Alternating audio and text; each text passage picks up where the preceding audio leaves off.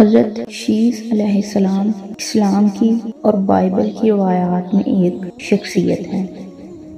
اگر اسلامی روایات میں دیکھا جائے تو ان کی شناخت حضرت آدم علیہ السلام کے بیٹے کے طور پر کی گئی ہے۔ ان کو ایک نبی اور نیک آدمی سمجھا جاتا ہے۔ یہ بھی کہا جاتا ہے کہ حضرت آدم علیہ السلام کی تخلیق کے تقریباً 130 سال بعد وہ پیدا ہوئے تھے۔ اگر اسلامی روایات کو دیکھا جائے تو ان کے مطابق اللہ تعالیٰ نے انہیں بہت سی چیزوں کا علم دیا تھا، جیسے کہ زراعت، بنائی اور تحریر۔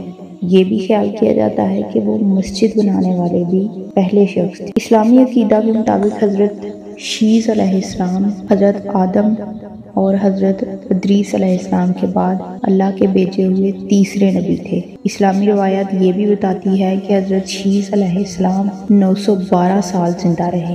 کچھ اسلامی اسکالرز نے حضرت شیس علیہ السلام کو سیٹ کی بائبلی شخصیت سے بھی جوڑا ہے، جن کا ذکر عہد نامہ قدیم میں حضرت آدم اور حضرت حوا کے تیسرے بیٹے کے طور پر کیا گیا ہے۔ اللہ تعالیٰ نے حضرت شیس علیہ السلام کو ان کے والد حضرت آدم علیہ السلام کی وفات کے بعد انسانیت کی رہنمائی کے لیے منتخب کیا تھا۔ حضرت شیس علیہ السلام کے بارے میں یہ بھی کہا جاتا ہے انہوں نے سب سے پہلے توحید تصور کو لوگوں میں متعارف کرایا۔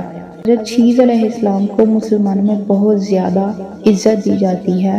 اسلامی اور بائبلی روایات دونوں میں حضرت شیس علیہ السلام کو ایک اہم شخصیت سمجھا جاتا ہے۔ ان کی دانشمندی، تقویٰ اور انسانی تہذیب میں شراکت کی وجہ سے کا بہت زیادہ احترام کیا جاتا ہے۔ ان کی میراث آج تک مسلمانوں کو متاثر کرتی ہے۔